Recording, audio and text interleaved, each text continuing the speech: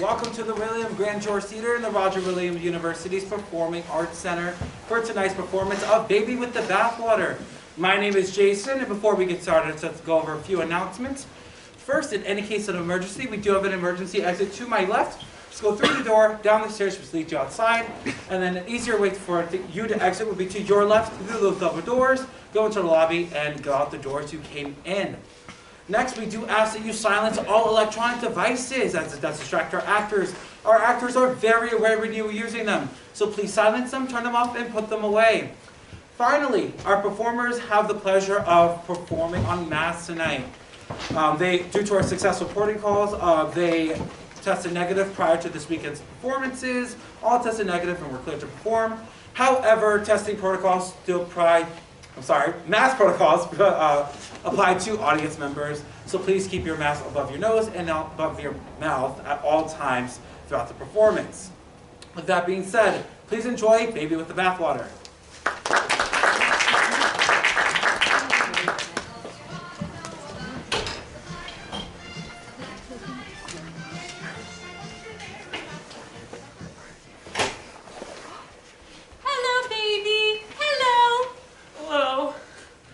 Like me. Yes, it does. Smaller. Well, yes. And it looks just like me. It has my hair. Well, yes, it does. I wonder if it would have been better off having your hair? Your hair is lovely. Thank you. You're welcome. Hello, baby. Hello. Hello, Kumquat. Kumquat. Yee-haw. Yee-haw. Daddy's little baked potato. Don't call the child a baked potato! It's a term of affection. It isn't. It's a food. No one wants to be called a baked potato. Well, it doesn't speak English. The various books say you should presume your child can understand you. We don't want it to have problems in kindergarten or marriage because you called it a baked potato. It seems to me you're losing your sense of humor. I just don't want to make the child insane. That's all. Bringing up a child is a delicate thing. All right, you're not a baked potato, sweet pea. And you're not a sweet pea either. You're a baby. I want a divorce. What? You heard me. I want a divorce. Are you crazy? You've read the statistics on children from broken homes? You want to do that to our child? I don't feel ready for marriage. I didn't when we got married. I should have said no. But we love each other. You have light hair. I don't like men with light hair. I like men with dark hair, but I'm afraid of them. Well, I'm not afraid of you. I hate you. What? Is this postpartum depression? Don't talk about postpartum depression. You know nothing about it. Men just don't understand things, do they, sweetie pie? If I can't call it a potato, you cannot call it a pie. I didn't call it a pie. You did. You said sweetie pie. Sweetie pie is an expression. It isn't a pie. You don't go into a restaurant and order sweetie pie. Why do you insist on winning every argument? If I'm right, I'm right. It has nothing to do with winning. Men just don't know how to argue. That's why they always end up hitting people. I don't hit people. Boys and men hit one another constantly. They attack one another on the street. They play football. They wrestle each other on television. They rape one another in prison. They rape women and children in back alleys. Beware of men, darling. Be glad that you're not ever going to become a man. That's an awful thing to say. And is it a girl? I thought it was a boy. We don't know what sex it is. It's too young. The doctor said we could decide later. Gender is a fact. It's not a decision. You don't decide later. That's not what the doctor said to me. He said something about the DNA molecule. They're splitting it differently now. He said if the DNA combines one way, then the child would have testosterone and we could either have it circumcised or not, depending.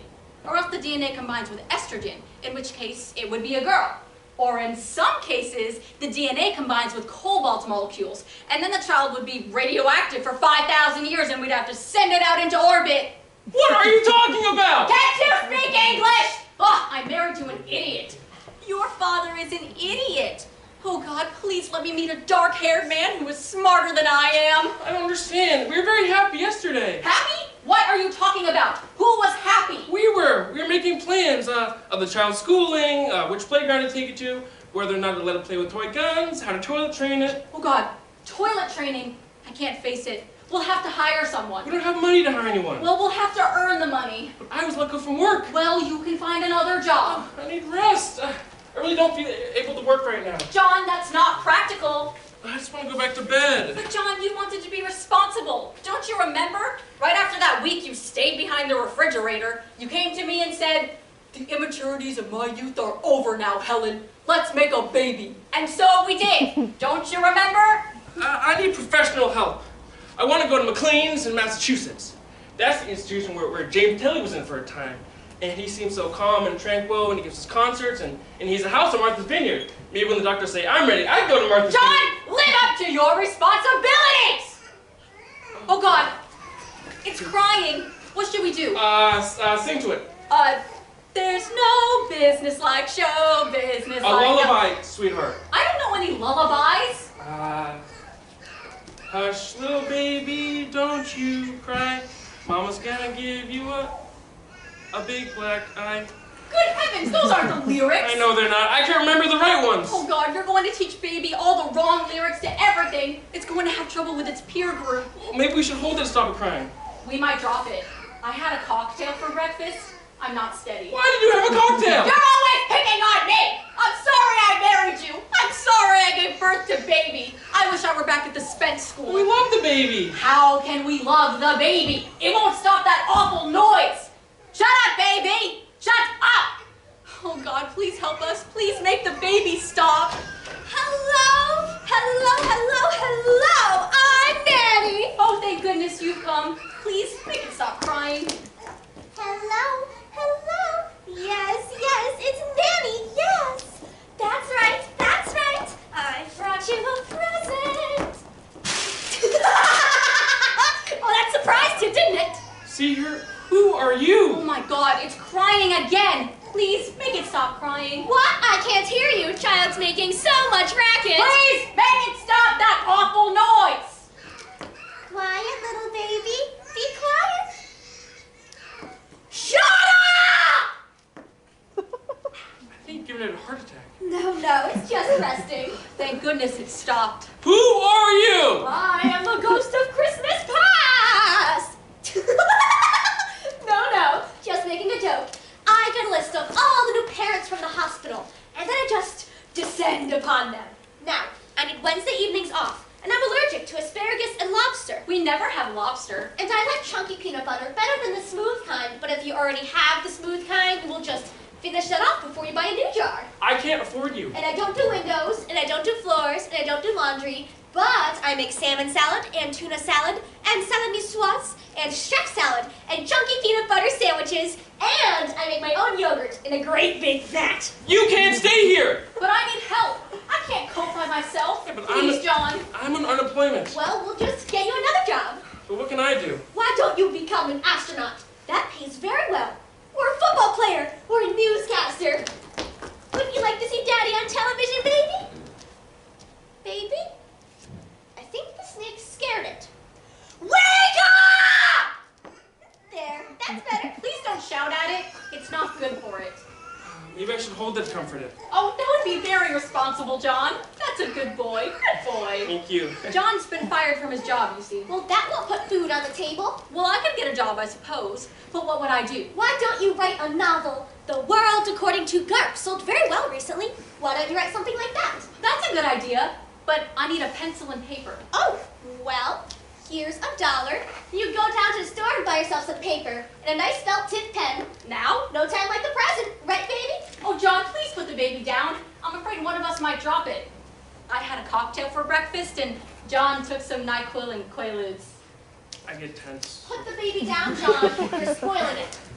Now, what should we call it, do you think? Well, John's father's name was John, and his mother's name was Joan.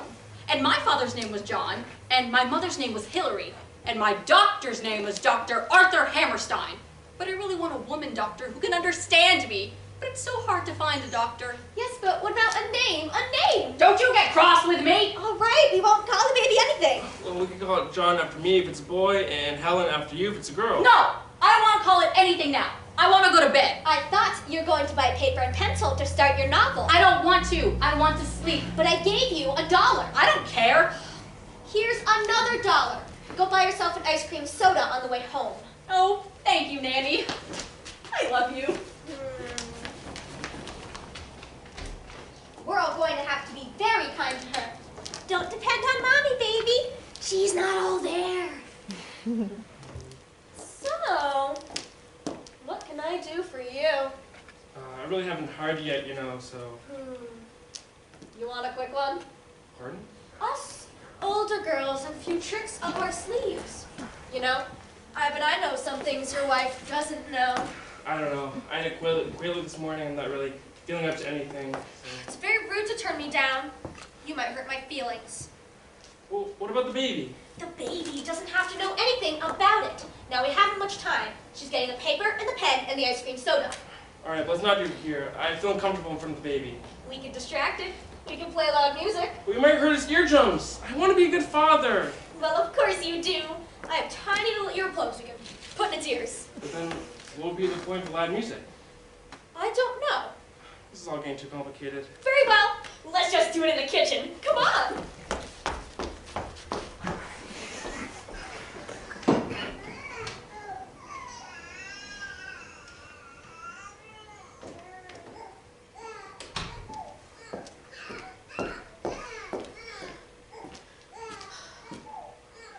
Hush, little baby, don't say a word. Mama's gonna buy you a mockingbird. And if that mockingbird don't sing, Mama's gonna buy you a golden ring. And if that golden ring turns brass, Mama's gonna buy you a looking glass. And if that looking glass gets broke, Mama's gonna buy you a billy goat.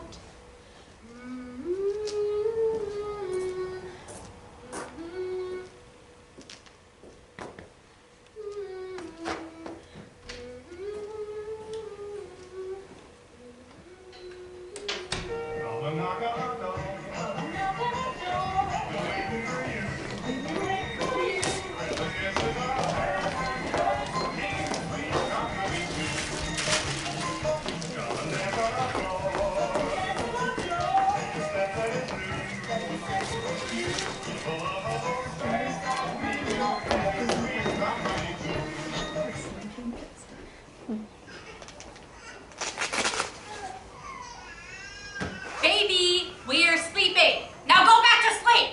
John, you talk to it. Enough of this noise, little child. Daddy and Mommy are sleeping. Oh God, it won't stop. Nanny, wake up. Nanny. Hey! Where am I? Help! Water on the right of me. Water on the left of me. Oh, to a Grecian earth! Nanny, baby's calling you. I'm sleeping. Nanny, you're the nanny. What about Tiger here? Don't call me Tiger. Tiger. Ruff, ruff. All right, baby. Nanny's coming. Hello, hello. Yeah, it's Nanny. Wee. Why did she call you Tiger? I don't know. She's probably dreaming or something. Oh, baby stopped. Thank goodness for Nanny. And her salad niçoise was so good for dinner. Yes, it was. Helen, I don't think this is going to work out. What is it? Nanny, I think it's working out fine. I can't sleep 3 in a bed. John, when we're rich, we'll buy a big house with an extra room for Nanny. Until then, this is fine. Helen, I don't think Nanny is a good person. I heard that. Nanny, please, we're trying to have a proper conversation. Don't you talk behind my back. I'll hire a lawyer. We'll slap an injunction against you. Nanny, please, you deal with baby and let Helen May figure this out. Oh, I finished comforting baby. Go to sleep, baby. So you say to my face that I am not a good person. Well, maybe that's too strong, but I think you're too rough with baby. I mean, you're just doing to the bassinet. Do you hear it crying? No, but maybe it's fainted or something. It's just resting. You keep saying that, but I really think you have it fainting. And it has this look of panic on its face. Look, don't tell me how to handle children. I've got it down. Nanny knows best, John, and she's helping me with my novel. She liked the first chapter, John. I did. I thought it showed real promise. And then when I sell my novel, if we get a good deal for the paperback rights, we can buy a house in the country and maybe we can have another baby. Helen?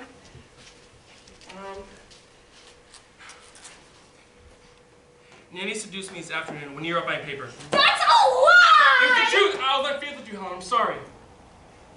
I don't know how to cope with this. Oh, so you see why I feel uncomfortable having all 3 of us in the bed. I don't know how to cope. I'm really sorry. It was Nanny's fault! He raped me! I did this line! I don't want to talk about this anymore. I'm going to go work on my novel in the kitchen, and I'm going to pretend that I live alone. Well, things are in a fine mess. You told her. I didn't. Well, we did wrong. Oh, for God's sake, it didn't need anything. It would have been fine if you hadn't told her. I felt guilty. It's wrong to cheat on your wife. You're such a dullard. There is no right or wrong. There's only fun. That can't be true. I mean, there's certain things that are intrinsically wrong, and once we figure out what those things are, we're said to have values. Haven't you ever read The Brothers Karamazov? Ivan Karamazov realizes that because there is no God, everything is permitted. I don't understand. Everything is permitted. Why'd you do that? I felt like it. Everything is permitted. I'm taking my coat and the first chapter of my novel and the baby, and I'm leaving you. Well, I'm really sorry. It won't happen again. You obviously prefer Nanny to me, and so far as I'm concerned, you could just go to hell. I love arguments. Helen, we have to stay together for the baby. No, I'm taking the novel and the baby, and you won't get any of the paperback rights at all. Goodbye. The baby's asleep. Or fainted, as you said, Nanny bats it around so. Mommy's gonna save you now, sweetie pie. I have rights to the baby too. Baby will thank me later. But where will you go this hour? We'll go to Marriott's Essex house. Our credit cards have been canceled. All right, well, we'll sleep in the park then. I don't care. I just have to leave. Don't touch me. But it's freezing out. People will catch pneumonia. Well, I can't help it. You don't die from pneumonia. What you do? You do die from pneumonia. Don't tell me what to do. I know what I'm doing. Helen! Let her go. She'll be back in a few minutes. I know these hysterical mothers. You're going to get very ill. It's very cold outside. It's bad to fuss too much as a parent. Your child will grow up afraid. Let baby discover some things for itself. You want a quick one? What? You heard me. But it's wrong! Sexual infidelity is wrong! Wrong, right? I don't know where you picked up these phrases. Didn't they teach you about Darwin in public school? The fish came out of the water, covered in a viscous substance. And then bones and vertebrae evolved, and then male and female, and then the eggs, and the ovum, and the testicles, and the semen, and then reproduction, and then the dinosaurs. Or maybe the dinosaurs were before that. And then local governments, and then the space program, and then nuclear power plants, and now, cable television and home box office. Where do you find right and wrong and all that? Tell me.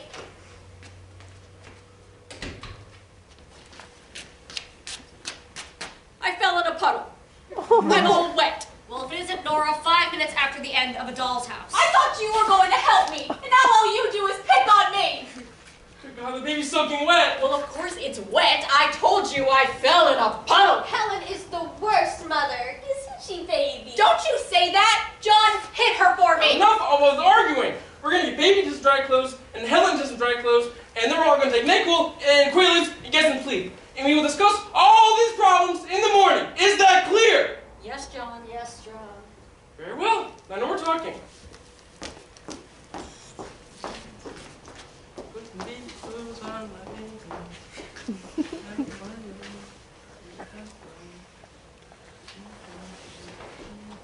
I've got the NyQuil. Oh, thank God. You have its feet in the armholes. Point that's dry, right? The point is to do things right. You said no more talking. I want to go to bed.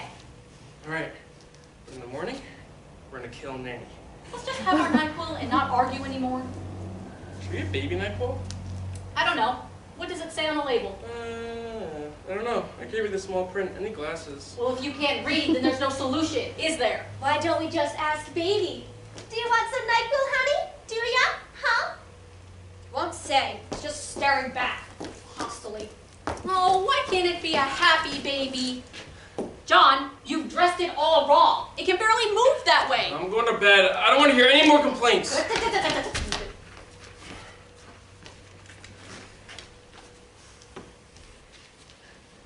Good night, everybody. Good night, Nanny. I love you. I hate you. Hey, Dawn.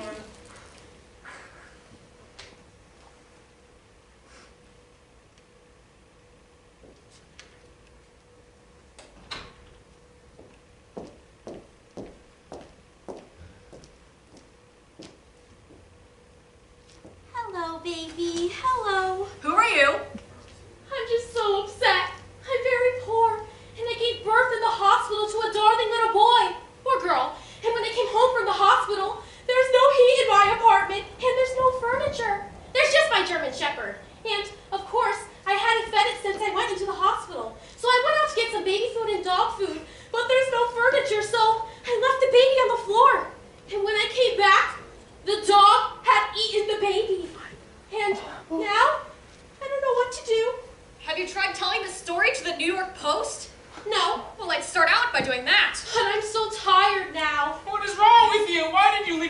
on the floor. Please don't yell at me. I don't have any furniture. There, you poor thing. We'll get you another baby. You'll adopt. But I'm not a fit mother. Everyone's allowed one mistake. Where's the dog? I have it right outside the hallway. Would you like to keep it? Oh, don't you bring the dog in here. Now, there's no reason to hold this woman's stupidity against her dog. That's unfair. Of course we want the dog. It sounds like a good watchdog. Well, actually, it's always been very vicious. But you see, normally I feed it, but when I went into the hospital, they wouldn't let me leave. Administrative red tape. It's really behind so much evil and suffering in the world. I don't know. I think she's a terrible woman. Oh, please, I feel so guilty. Don't hate me. I really just don't know any better. I never listened to anything they taught me in school. Something about equal size to an isosceles triangle. And I have no furniture at home. And you have lovely furniture. Do you mind if I lie down and sleep for a moment? I'm really exhausted. Poor child. Why is she here? We don't want her here. Now, where is your charity? The poor child will have to live with her stupidity all the rest of her life. Maybe she'll even have to go to prison when the police hear of it all. Surely you wouldn't begrudge her one night's sleep of safety and peace. Well, maybe not. But can we make her go in the morning? We'll see. Come, John. Come to bed. Tomorrow's gonna be a busy day.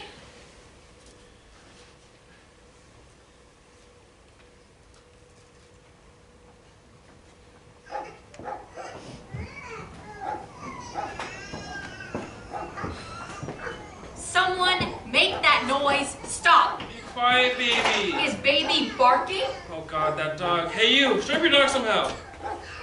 Oh, I was having such a pleasant dream. Make your dog be quiet. What dog? Your dog is barking. Oh, yes, I hear it now. It must smell baby. Oh dear God. Don't be alarmed, it's just hungry. Do you have any red meat? Maybe there's some red meat in the refrigerator? Well, then go get it some and then it'll stop barking. Don't let it get your hand, though. Where did you get the dog? Oh, some terrible people were beating it in the park and I felt sorry for it, so I asked them if I could have it. And so they gave it to you? Yes, they did beat me up for quite a while. 20 minutes it seemed. Maybe it was shorter. It's hard to judge time that way. And then the dog and I crawled to my apartment and we've been together ever since.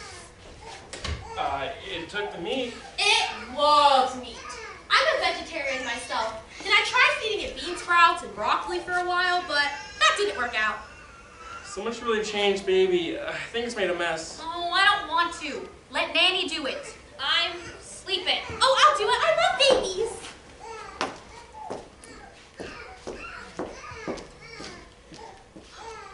I had the most wonderful dream last night.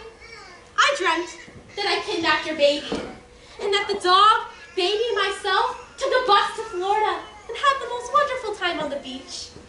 I'm afraid we all got seriously sunburned, and I don't know if we died or not because then the dog started barking.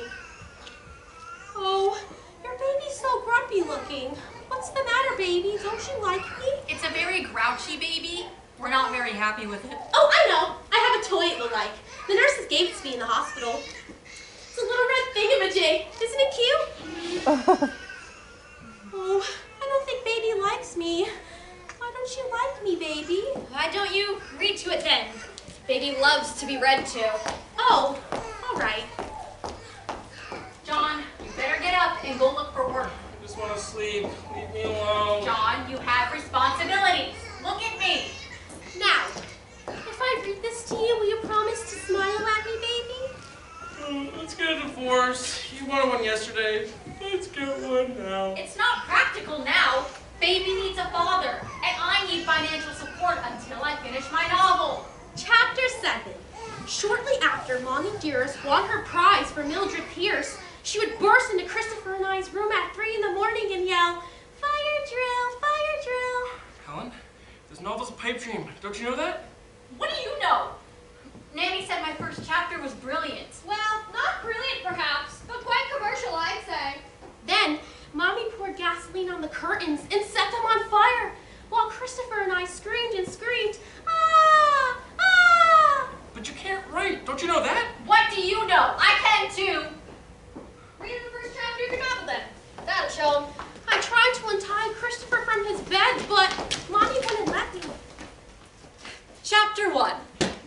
born. I was born in a workhouse in London in 1853.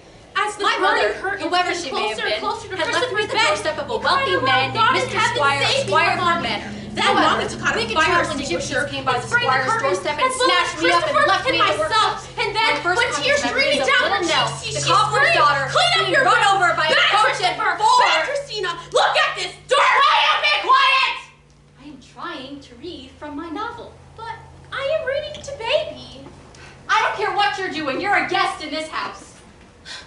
Baby will grow up with no love of literature if you don't read to it. It's my baby, and I'll raise it as I see fit. No, it's my baby. I can see that my dream was a sign. I should have it. Give it back to me at once. No, I won't. You're not fit parents. I know I'm guilty of negligence with my baby, but it was an honest mistake. And I love babies. But you three are heartless. You don't hold it when it cries. You dress it wrong so it can't move in its pajamas. And you're both so inconsistent as people, changing from one mood to another, that you obviously make it crazy. That's why it never smiles. I may be forgetful, but baby has a chance with me. Give it back to me. Don't come near me or I'll throw it out the window! Oh, good Lord, she's insane! Now, I'm going to leave here with the dog and with the baby, and we're going to go to Florida, and you're not to follow us. Now let the dream be a warning. Don't stay in the sun too long. Babies have tender skin. I know what I'm doing. Come on, baby. You'll be safe with me. Come on, doggy. It's just me and baby. John, what should we do? You could have another baby. John, we have to go after her. I need amphetamines! John, we haven't I time! told you we should have let her stay You here! said no such thing! And that is not the point now anyway. We've got to run after her. We're not dressed! No, you're impossible! You're right, I'm coming! Well, time to move on here, I think. I've done all that I can do here, so I'll just pack. Oh, she left her little red toy. That's too bad. Caution, keep away from children. Contains lead, asbestos, and red dye number 2. Well, then I guess it isn't meant as a child's toy doll then. But what could it be meant as, I wonder? Maybe it is a toy, and the cautionary warning is satiric. Hard to tell. So many mysteries, but children can survive them all. They are sturdy creatures. They ebb and flow, children do. They have great resiliency. They abide, and they endure. You got it. Oh, did you? Yes, the stupid girl ran right in front of a bus. It ran right over her. Squashed her. Baby was just lucky and fell between the wheels. Oh, that was lucky. Children are sturdy creatures. They ebb and flow. The dog was still living, so John pushed it in front of an oncoming car, and now it's dead too. The motorist was real angry, but it seemed too complicated to explain, so we just grabbed Baby and ran. Thank goodness. Baby looks so startled. It's been a busy day, hasn't it? Yes. Nanny, Helen and I were talking while we're running back here, and things are going to be different from now on. The immaturities of my youth are over. And I'm going to take the responsibility of being a father. And Helen is going to be a mother. And we're not going to let any more crackpots into our home. That's right, John. And so, Nanny, I'm going to have to ask you to leave. Because Helen and I have both decided that you are insane. When it cries, you hold it. You should feed it regularly. You should keep it clean. Be consistent with it. Don't coo one minute and shout the next. I'm giving up my career as a novelist to care for Baby. And any resentment I feel, I won't ever show. Well, that all sounds excellent. Goodbye, Helen. Goodbye, Tiger. Goodbye. Goodbye. I love you. Thank you. Goodbye. Goodbye. Goodbye, Nanny. Oh, We goodbye. love you. Thank you. Goodbye. Oh, John, I feel so lonely now. We have each other and Baby. That's true. I wish I didn't have a baby and that I had written Scruples instead. Well, I wish they were on McLean's, but I thought we were going to be more positive about things from now on. You're right. I was just kidding. Let's be parents now. Hello, baby. Hello! Oh, Baby looks so startled. Well, of course. It's been a terrifying day. Baby had never even seen a bus before, let alone be under one. Don't worry, sweetie pie. Mommy will protect you from now on. She'll protect you from buses and from dogs and from crazy people. and from anything and everything that goes bump in the night. Bump, bump, bump. That's right, John. And Daddy loves you too, my little baked potato. I told you not to call the child a baked potato! I'm sorry, Jesus. You mustn't raise the voice that way around baby. You'll make her deaf or something. I'm sorry. I feel better now. Okay, we'll forget it. All over now, baby. Everything's fine. You're safe now, my little baby. No more shouting. Can you smile for Daddy? Or Mommy? Can you smile for Mommy and Daddy? Here's a nice little red toy. Will that make you smile? Huh? Oh, why wouldn't it smile? Smile, damn it, smile! Smile, baby! Smile! John, look. It's smiling. That's right, baby. Do you think it's just pretending to smile to humor us? I think so. You don't need to be that complicated. Well, yes, but why would it smile at us when we shouted at it? I don't know. Maybe it's insane. I wonder which it is. Insane or humoring us? Oh, look, it's still smiling. You like the toy, baby? Here, you play with it for a while, baby. Makes a funny noise, doesn't it? Tingle, tingle, tingle. Oh, it doesn't like the toy. What a fussy baby. Fussy baby, fussy baby. Oh, it's still smiling. Fussy baby. Fussy wussy baby. Fussy wussy baby. Fussy wussy wussy baby. Fussy wussy wussy baby.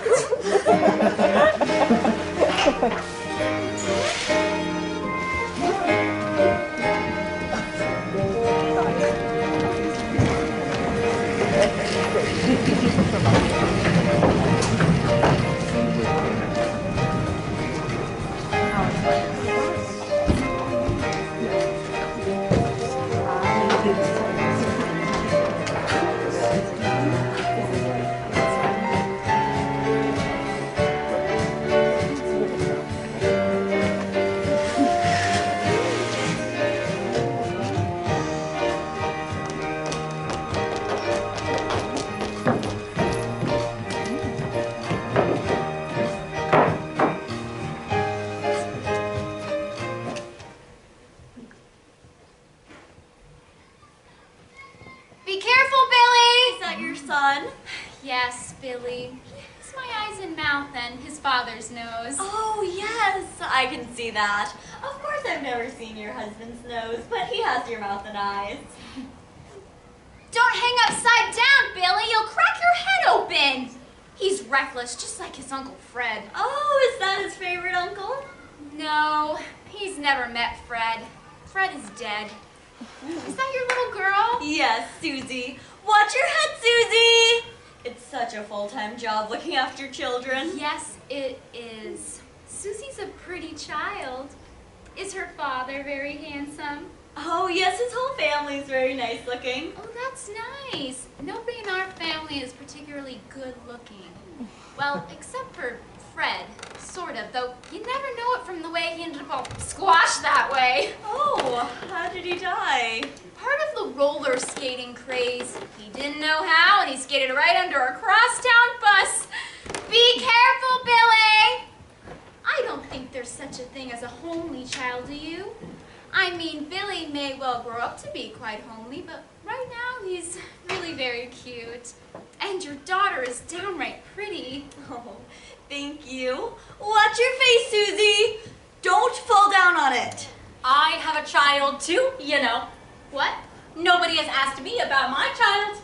Well, no one was talking to you. Well, I'm a human being. I deserve courtesy. Where is your child? That's her, lying on the ground. Get up, Daisy! Stop acting like a lump. What's the matter with her? She's very depressed. She falls asleep all the time. You put her in the bathtub, she falls asleep. You put her on the toilet, she falls asleep. She's a depressing child. Get up, Daisy! Maybe she has narcolepsy. You get that from a venereal disease, don't you? You're trying to say something nasty about me, aren't you? Narcolepsy is a disease where people fall asleep. You should take your daughter to a doctor. All diseases are psychological. I'm not going to waste money on some dumb doctor who can't do anything about anything. She sleeps because she doesn't want to be awake. She has no joie de vivre. Get up, Daisy! Hey, you boy, the one with the stick. Could you get my daughter up? Billy, don't put the stick there. That's nasty. Billy, come on. Why isn't she moving? She's willful. Get up, you lump of clay! a little. Billy, leave the little girl alone and go play on the jungle gym. I don't want you encouraging my son to pick on women. That's not a very good thing to teach. What do you know? Do you want a fat lip? Don't cross me. I could do something terrible to your child. What did you just say? Oh, nothing. My bark's worse than my bite. Get up, Daisy! Daisy, Daisy, give me your answer due. I'm half crazy, all for the love of you. Say! Say! It won't be a stylish marriage. I can't afford a carriage, but you'll look sweet, sweet upon the seat of a bicycle built for two. Did she move? Her arm twitched a little. Oh, I bet she heard it. She loves that song. Don't you, Daisy? Well, I have to go home now. Get up, Daisy! We're going home. Mother can't stand the park another minute. Get up! Get up, damn you, get up! All right, Daisy, I'll give you till 5 and then I'm gonna step on your back. You listening? 1, 2, 3. Get up, Daisy! 4, 4.5, 4 3/4. Oh, there she goes. My God, she's running fast. Yeah, she's like that, very inconsistent. 1 minute catatonic, the next minute she moves like a comet. My God! She's running right towards that bus! Yeah, she's always been drawn to buses. She's always running out right in front of them. Usually the driver stops in time. My God, it's gonna hit her! Well, it'll probably be fine. Thank God. I came so close. This happens all the time. I get quite used to it. Oh God, Daisy! Oh my God, she was almost killed! Oh God, oh God! Don't move, Daisy! I'm coming! Don't move, honey! Mommy's coming! Good grief. At least the child's safe. Do you think we should do something? What do you mean? I don't know, contact social welfare or something? Oh, I don't know. Maybe it's not her child. Maybe she was only babysitting. I don't think so. I still don't think we should get involved. All right, we'll do nothing then. We'll wait until we read about the child dead in the newspaper. Oh, I read about a child they found dismembered in the garbage cans outside the 21 Club. CBS is going to make a TV movie out of it. I don't think television should exploit the sufferings of real people like that. Yeah, but they've got all those hours of programming to do. They've got to fill it up with something. I suppose. I wouldn't like to be a television executive. You have to have ideas all the time. And if one day people didn't like your ideas, they'd fire you. This is really off the point of what we should do with that poor child. Oh, I don't like to think about that. That won't help the child. No, but I don't like to concentrate on one thing for too long. It makes my brain hurt. I don't think that the mother or the child are mentally well. No, they're probably not. But who is nowadays? Everything's so out of our control. Arsenic in the water, chemicals in the food. Someone killed Karen Silkwood. What if John Hinckley comes up with another idea to impress Jodie Foster? Sniper attacks, biological warfare, people who tailgate you on small country roads where there's nowhere to pull over. It's so difficult to maintain that joie de vivre in such a face of universal discouragement. I have to take a mood elevator. I have this pharmacist friend. He gives me all sorts of things. I should be cheerful in a moment or so. Well, fine. We'll do nothing then. I'll look forward to the CBS movie about the child under the bus. Come on, Billy, we're going home. Billy! Don't put the stick there! That's rude! Leave Susie alone! Billy! Don't put that there either! That's very rude! Now put that back! I'm sorry, he's just at that age now. Oh, it's all right. I'm sure he meant it affectionately. I always think sex and affection are somehow connected. Don't you? Well, no, not really. Oh, I do. People need affection, you know. Susie, come give Mommy a hug.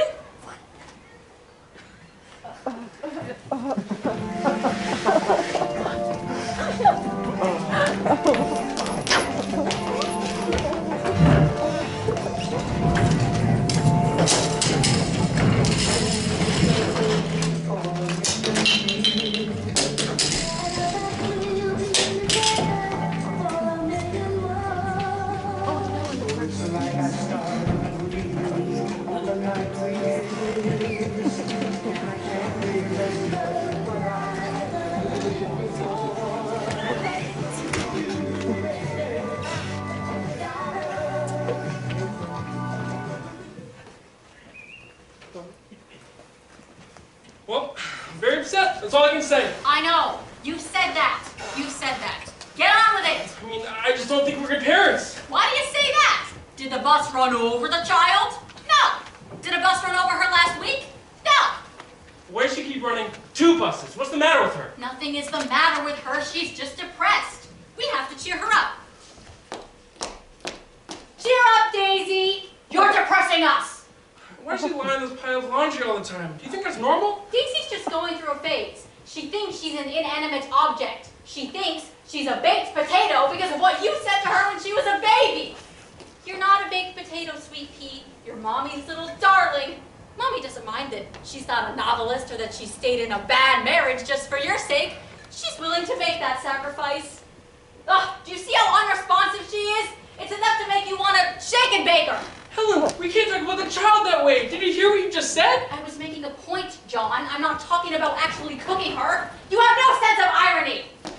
We're not going to eat you, Daisy. Mommy was just speaking figuratively. Speaking of shake and bake, have you made dinner yet? Have I made dinner yet? Well, now, let me see.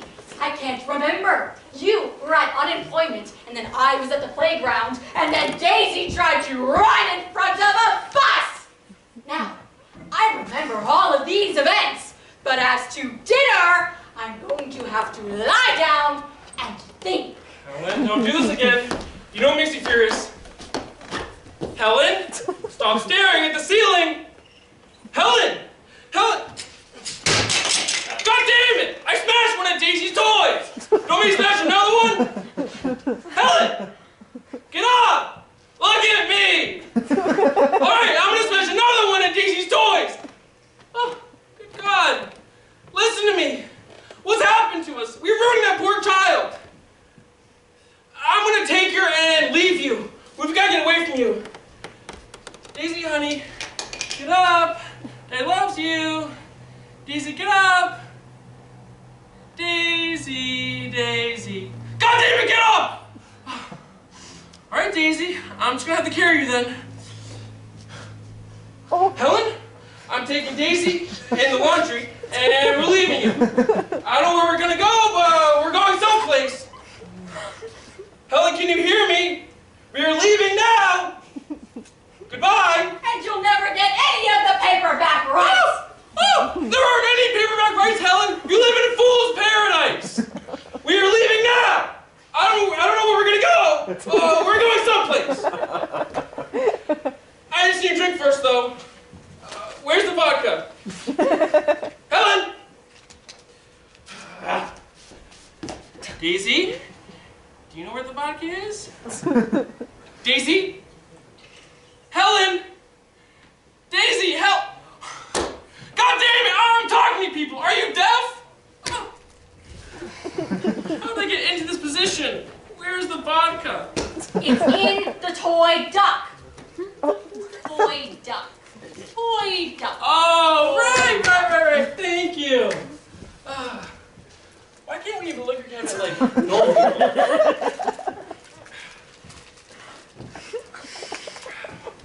Want some help? Daisy? Daisy. She's not a baked potato. She's a 20% cotton, 80% polyester pile of puka-poo. Hookapoo. Hookapoo. Toy duck. Toy duck. Toy duck. Polly Wally windbag. Polly Wally windbag. Me, may, ma, mo. Oh, Helen!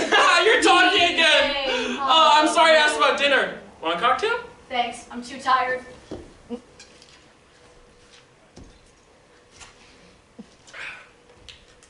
Daisy, Daisy, give me your answer, do. La la la la la la la la. Hush, little baby, don't you cry. Mama's gonna give you a big black eye. John, those aren't the lyrics. I know they're not. I can remember the right ones. And if that big black eye turns purple, Mama's gonna give you a... What rhymes with purple? I don't know. I'm not a rhyming dictionary. Ask Daisy. Daisy? But rhymes with purple. Daisy? But rhymes with purple. Daisy! Oh, she says she doesn't know. Well, at least she spoke today. That's something. Yes, that is something. There's a place you gotta go for learning all you want to know about the facts of life. The facts of life. Time is right to learn the facts of life. When the world ever agrees to agree. When you start finding out what everything is all about. When the book you say everything for just your best.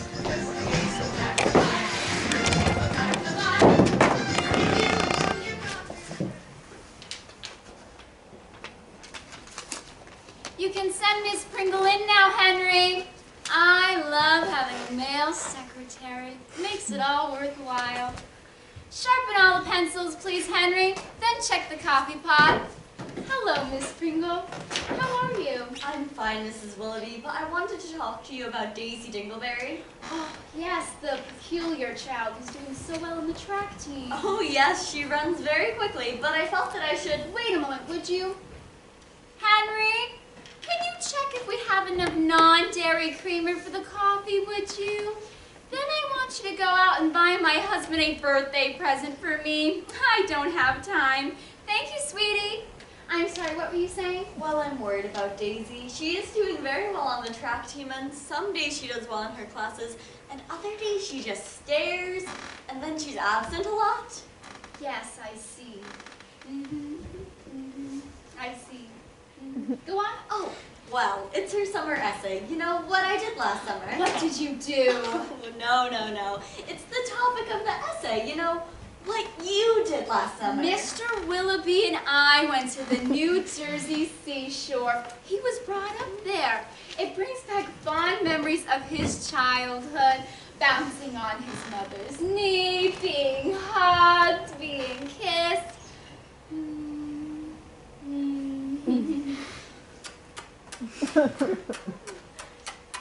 Henry, I want you to buy my husband underwear. Pink, the bikini kind. Calvin Klein or something like that.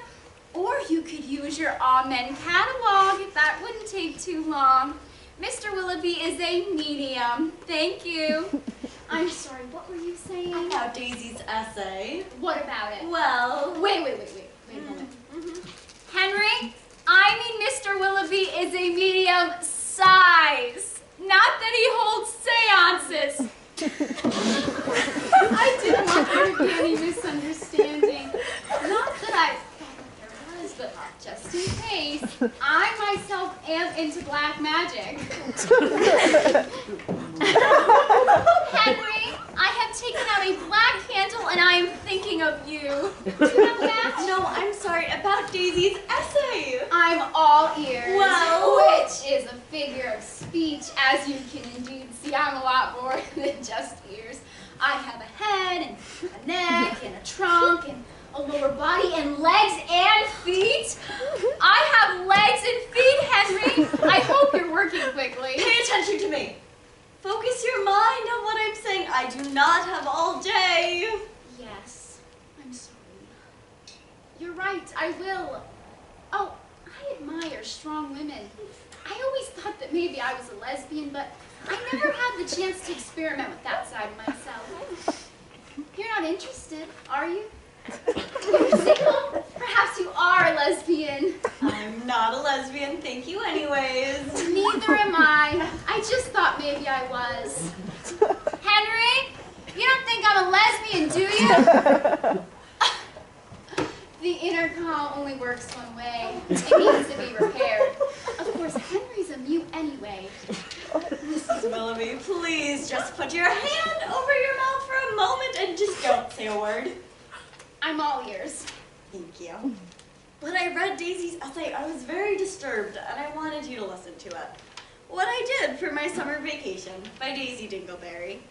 Dark, dank rags, wet, fetid towels, A large German shepherd, its innards splashed across the windshield of a car.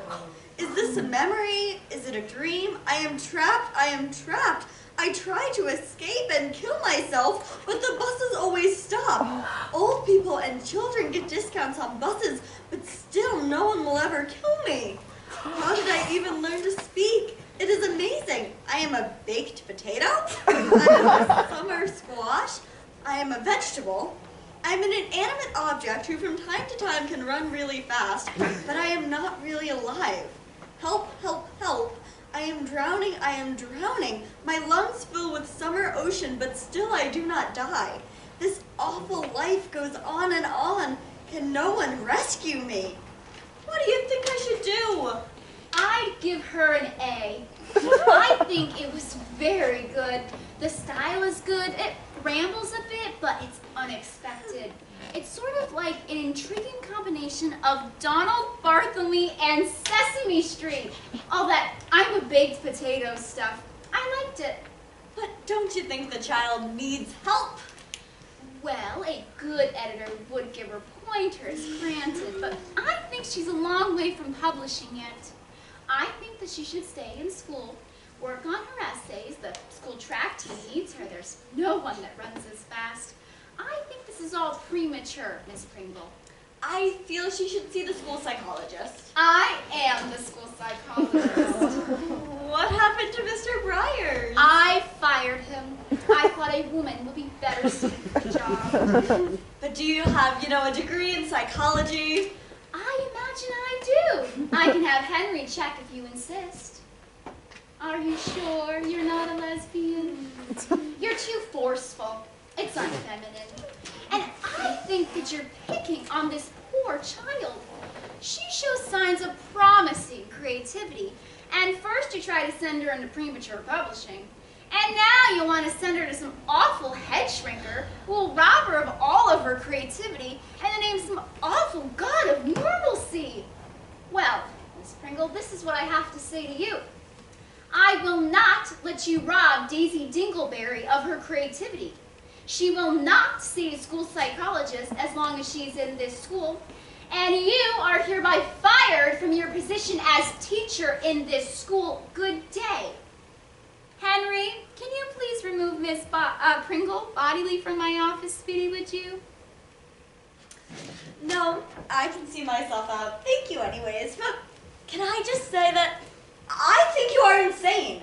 And I'm sorry that you are in a position of power. Yes, but I am in a position of power. Aren't I, Henry? Now get out of here before I start to become violent. I'm sorry that you will not let me help this child. Help this child. She could be the next Virginia Woolf, the next Sylvia Plath. Dead, you mean? Who cares if she's dead as long as she publishes? Now get out of here. Hey, baby, I hear the blues and calling, I'm tired and swear my legs. Maybe I seem a bit confused. Yeah, maybe, but I got your thing. But I don't know what to do with those tossed salad and scrambled eggs. They're coming again. Scrambled eggs all over my face. What is a boy to do?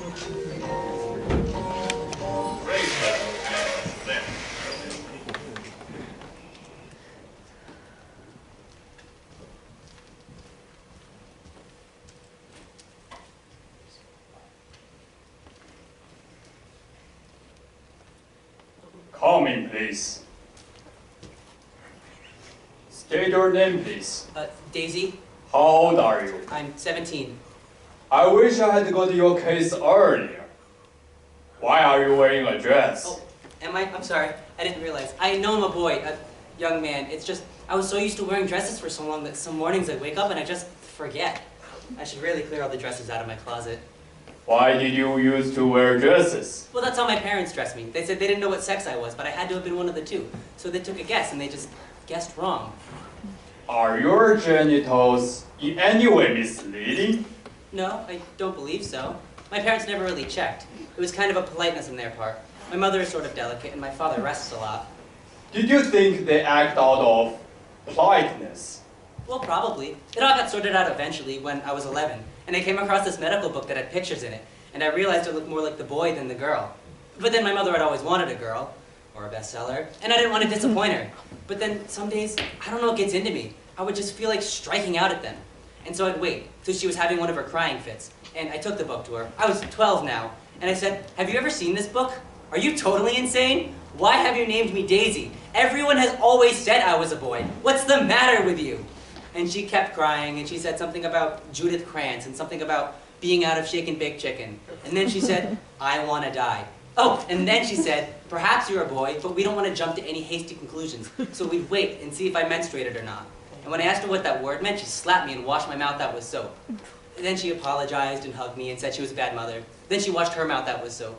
Then she tied me to the kitchen table and turned on all the gas jets and said it would just be a little while longer for the both of us. And then my father came home and he turned off the gas jets and untied me. And then when he asked if dinner was ready, she just laid on the kitchen floor and wouldn't move. And he said, "I guess not." And then he sort of crouched next to the refrigerator and tried to read a book. But I don't think he was really reading because he never turned any of the pages. And then, eventually, since nothing else seemed to be happening, I just went to bed. How did you feel about this? Well, I knew something was wrong with them, but then they meant well. And I felt that somewhere in all this, they actually cared for me. I mean, she washed her mouth out with soap and he did untie me. And so I forgave them. I tried to understand them. I felt sorry for them. I considered suicide. That's the end of the first session.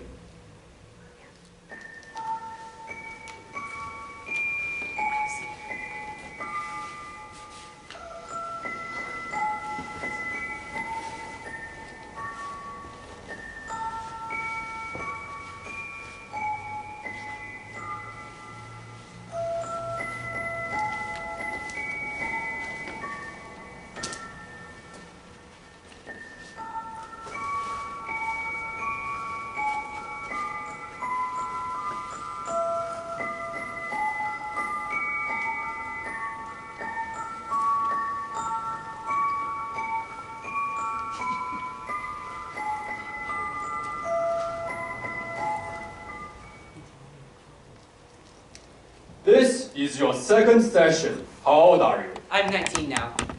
Why have you been waiting for between your first and second session and you never called to cancel them? I've been waiting here for 2 years. I'm sorry, I should have called. I was just too depressed to get here. And I'm in college now, and I wrote this paper on Jonathan Swift and Gulliver's Travels for 1.5 years. I keep trying to write it, I just have this terrible problem beginning it. In problems of this sort, it's best to begin at the beginning, follow through the middle, and continue until the ending. Well, I've tried that, but it doesn't seem to get me very far. I'm still stuck on the first sentence. Jonathan Swift's Gulliver's Travels is a biting, bitter work that... And I keep getting stuck on the that. I see you are wearing men's clothing today. I threw all my dresses away, and I'm thinking of changing my name from Daisy. I'm considering Frances, or Hillary, or Marion. Any other names? Rocky. Have you seen your parents lately? I try not to. They call and they cry and so on, but I hold the receiver away from my ear, and then I sort of go next to the refrigerator and crouch for several days. How are you doing in school? I'm not even sure if I'm registered. It's not just the Jonathan Swift paper I owe. I owe a paper comparing a George Herbert poem to a Shakespeare sonnet. I owe a paper on the characterizations in the Canterbury Tales, and an essay on the American character I've seen in Henry James's Daisy Miller. Daisy, Daisy, give me your answer due. I'm half crazy. I'm half crazy. I'm half sick of shadow, said the Lady of Shalott. You sound like an English major. Well, yes. I learned a certain love of literature from my parents. My mother's a writer. She's the author of The Cliff's Notes to Scruples and Princess Daisy. And my father liked reading. When he was next to the refrigerator, he'd often read. I like reading. I have this eerie dream, though, sometimes that I'm a baby in my crib, and somebody is reading aloud to me from what I think is Mommy Dearest, and then this great big dog keeps snarling at me, and then an enormous truck or bus or something falls from the sky and it kills me. Then I always wake up. That's the end of our second session. Doctor, I'm so depressed I can hardly talk on the phone. It's like I can only function for 2 hours a day at maximum. I have this enormous desire to feel absolutely nothing. That's the end of our third session. Then, when I do get up, I sleep with people obsessively. I'm always checking people out on the street to see who I can sleep with.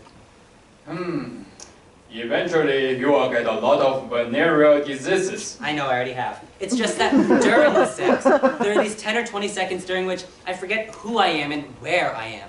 And that's why I'm so obsessive. But it's ridiculous to spend hours and hours seeking sex, really just to know how to find those 10 or 20 seconds. It's so time-consuming. I mean, no wonder I never get that Gulliver's Travels paper done.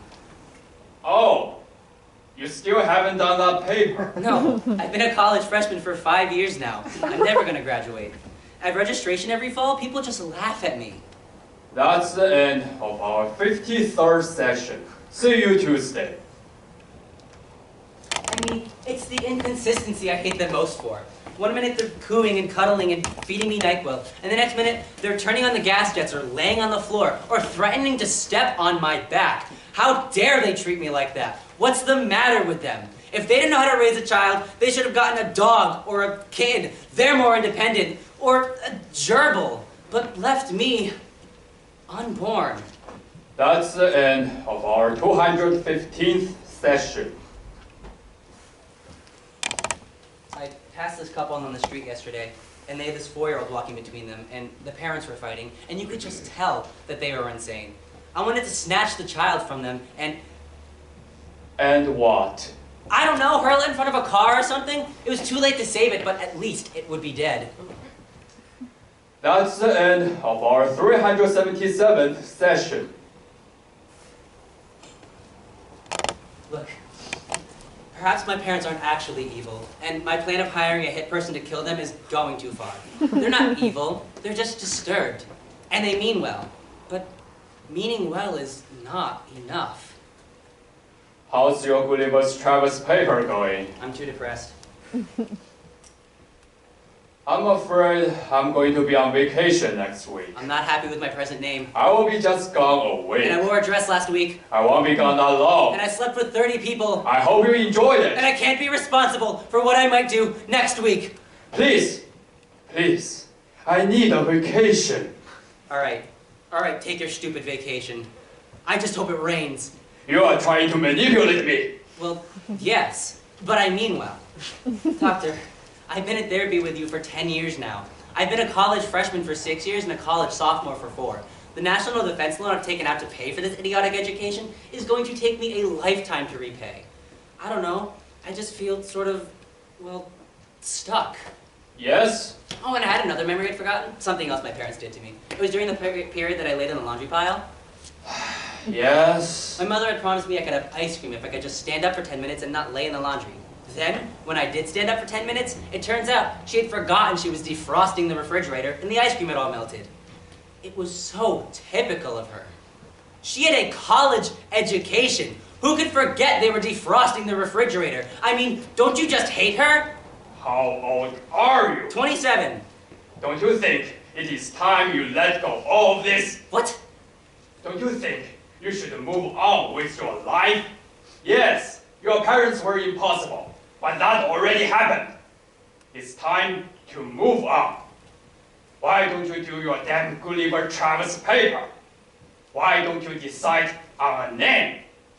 My secretary has writers cramped from changing your record to Rocky, to Bush, to Cain, to Abel, to Tootsie, to Ringcloud, to Elizabeth I, to Elizabeth II, to Conchita Pierce, to Mary Baker.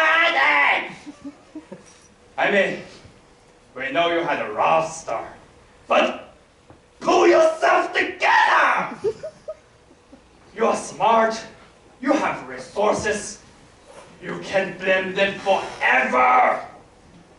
Move on with that! Fuck you!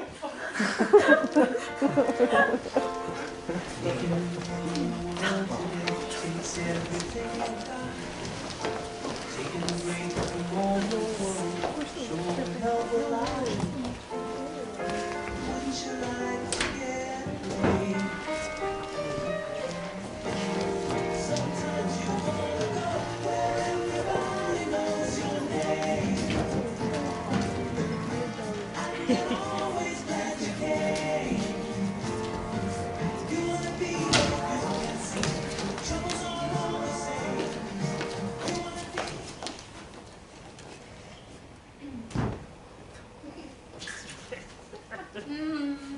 love this aroma. It almost makes me wish I had a cold. Delicious. Oh, there are pleasurable things in life. Daisy dear, are you almost ready? Mommy and Daddy want to see you and your presents. I thought his name was Panchita. John, we've been telling you all day. He called himself Panchita only for the month of March several years ago. He's been calling himself Charles Kuralt for the last several years. And now that he's turned 30, as a gift to me, he's decided to go back to the name of Daisy. Daisy, we're waiting for you. Well, I wish someone would have told me that. I would have changed the banner. The banner's a lovely gesture, John. We all appreciate it. No one gives a fuck what's on it. Sorry, I don't mean to swear. No one gives a shit what's on it. Daisy, we're waiting for you. Ooh, do you like it, dear? I'm not certain. Now, it's not a dress. I want to be very clear of that. It's a Scottish kilt. Scottish men wear them in the Highlands, and all that air is wonderful for your potency if you're wearing boxer shorts, rather than those awful jockey shorts that destroy your semen. Isn't that so, John? I wasn't listening. That's right.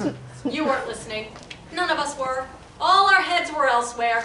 Your father's become a Christian Scientist, and we're all so pleased. Now whenever he cuts himself, we don't even put a Band-Aid on him. We just watch him bleed. I cut myself this morning, shaving. Nasty slice on the bottom of my foot. Between the vodka and the Dalmine and the weight of the razor, I felt right over. Then, trying to get up, I sliced my foot. And Mother wouldn't let me put a Band-Aid on because she thinks I've become a Christian Scientist. That's right. That's what I do think. Panchita, dear. Sorry. Daisy, you're so silent. Do you like your birthday present? Did you get this for me because you thought I'd like it because you're insane? Or did you get this for me as a sort of nasty barb to remind me that you dressed me as a girl for the first 15 years of my life? I gave it to you because I thought you'd like it. Because I'm insane. I'm insane because I stayed in a bad marriage and didn't do what I was supposed to do with my life. But I'm not bitter. And now that your father has become a Christian Scientist, I'm going to become a Jehovah's Witness and go to the supermarket forcing people to take copies of the Watchtower.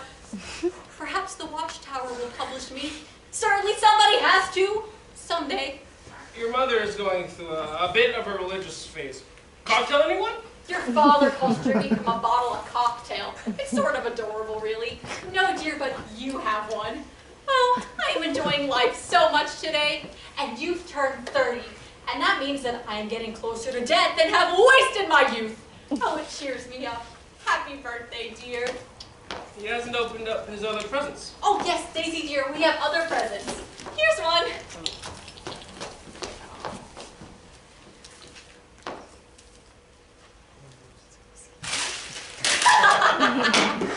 Oh, Daisy's always loved surprises. And now open the bigger box.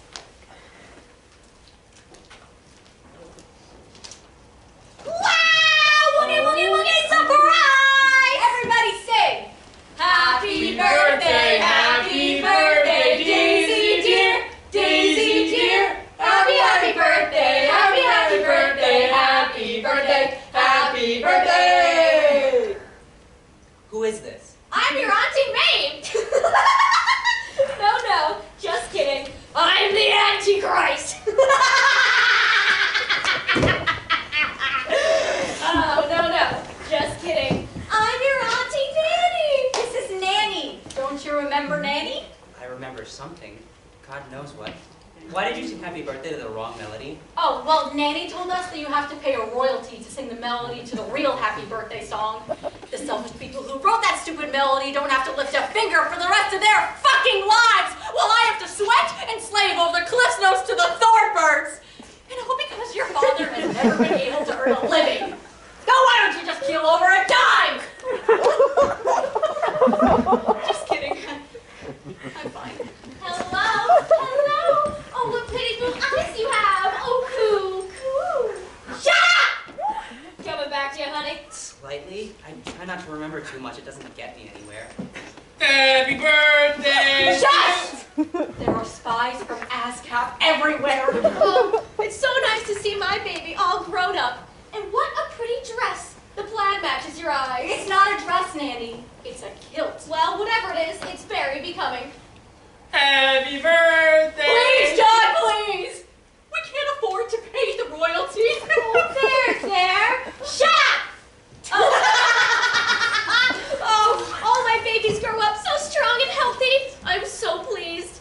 So what does baby do for a living? He goes to college. He was a freshman for 6 years, and he's been in sophomore slump for 7 years. 13 years of college.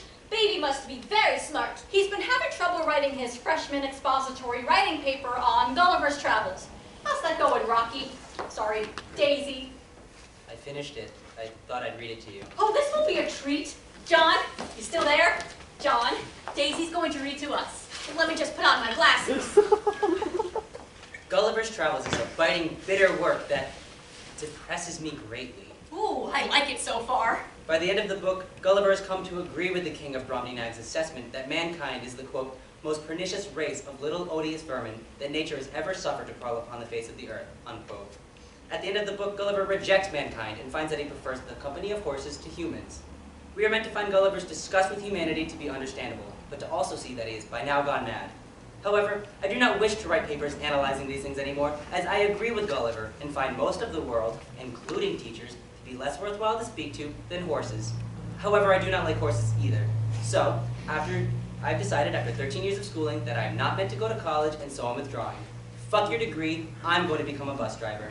Oh, I think that's excellent. I think you'll get a very good grade. John, wasn't that good?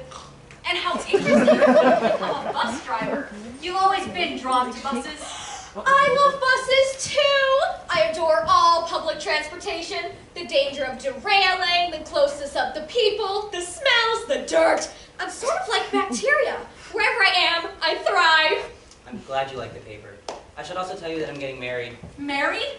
How fascinating. John, I feel like you're not participating in this conversation. How do you spell dipsomaniac, I wonder? John, you're too young to write your memoirs. Besides, I'm the writer in the family. I wasn't planning on getting married, but she's pregnant. Pregnant? How lovely. D-I-P? John, participate in your life now. This isn't a spelling bee. This is a parent-child discussion. She's the 1,756th person I've slept with, but only the 877th woman. This conversation is just so interesting, I don't know what to do with it. I don't think I love her, but then I don't use that word, and I do think I like her. And her getting pregnant just seems sort of a sign that we should go ahead and get married. That and the fact that I'd actually taken her phone number. S-O-M? K-E-Y-M-O-U-S-E. Yes!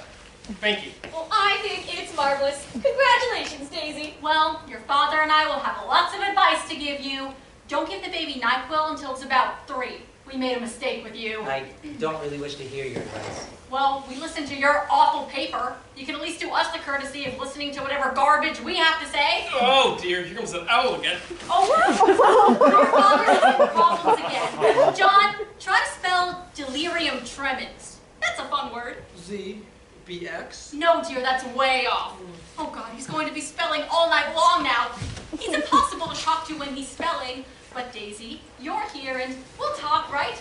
I've made you a delicious dinner. I've ordered up Chinese. I don't really think I can stay for dinner. But it's your birthday. I don't like Chinese food. What should I do with it? I hesitate to say. Pardon? Look, I feel I must tell you I don't think I should speak to you or father for a few years and see if I become less angry. Angry? Why are you angry? Let me see if I can answer that. Nope, sorry, I can't. So, thank you for the kilt and I better be going. Going? Baby, dear, let me give you some advice before you go. Get a lot of medical checkups. Aside from your promiscuity, your parents exposed you to lead, asbestos, and red dye number 2 from this little red toy you had when you were a baby. Also, avoid acid rain, dioxin contamination, and any capsules that might have cyanide in them. Try to avoid radiation and third-degree burns when the atomic explosions come. And finally, work on having a sense of humor. Medically, humor and laughter has been shown to physically help people to cope with the modern-day tensions that may otherwise be internalized, leading to cancer, high blood pressure, and spastic colon. Well, it was very nice to see you. Best of luck in the future. And Helen, if you could just mail me back to Eureka, California at your earliest convenience, I'd much appreciate it. What toy was she talking about? Oh, who knows? Nanny's memory is probably starting to go. She must be about 103 or so by now. Resilient woman. D-E-L-E-R-I. Oh, delirium. Better start, darling. Well, I must be going. Oh, stay a little longer, Daisy dear. Okay, well. Well, that's about it. So, I'll just give you this coat. I'll call you in a few years if I feel less hostile.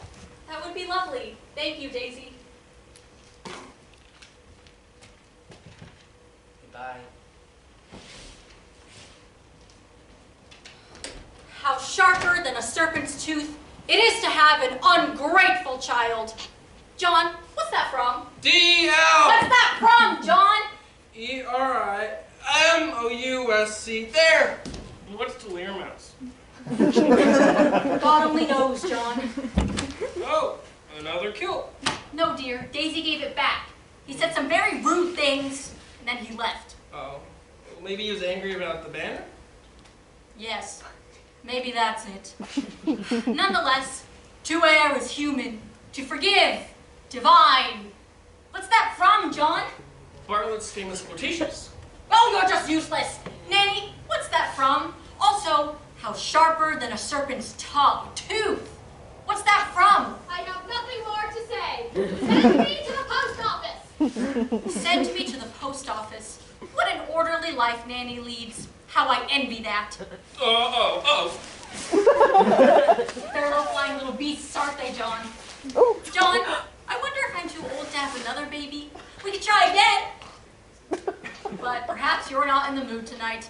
Well, we can talk about it tomorrow. Tomorrow and tomorrow and tomorrow. What's that from? John? Nanny? One loses one's classics.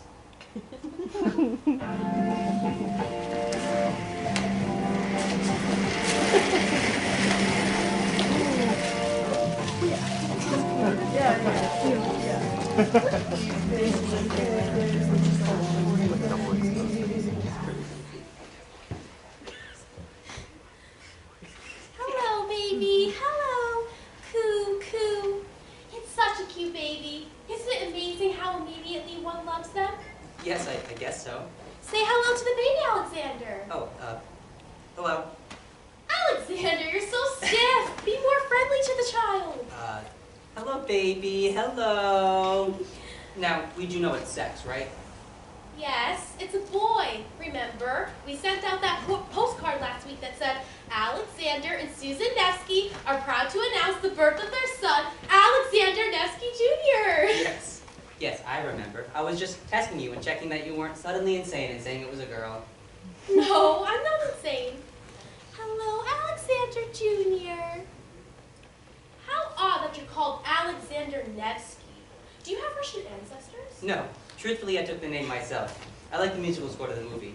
I've always had trouble with names. Well, it's a very nice name. Oh, my God, it's crying. Oh dear, what should we do, I wonder? I'm not certain. Probably we should hold it. Instinctively, that feels right. There, it's all right, it's all right. Goodness. How did you do that? Here, you try. Oh, he doesn't like me. Well, bounce him a little. There. Sing to him, why don't you? Hush, little baby, don't you cry. Mama's gonna give you a big black poodle. Are those the lyrics? I don't know the lyrics. And if that big black poodle should attack, Mama's gonna step on your little... Mama's gonna teach you to bite it back. And when baby grows up big and strong, baby can help Mama rewrite this song. Oh, Alexander, that's so sweet. Hush, little baby, don't you cry. Mama's gonna give you a big black poodle. And if that big black poodle should attack, Mama's gonna teach you to bite it back. And when baby grows up big and strong, baby can help Mama rewrite this song.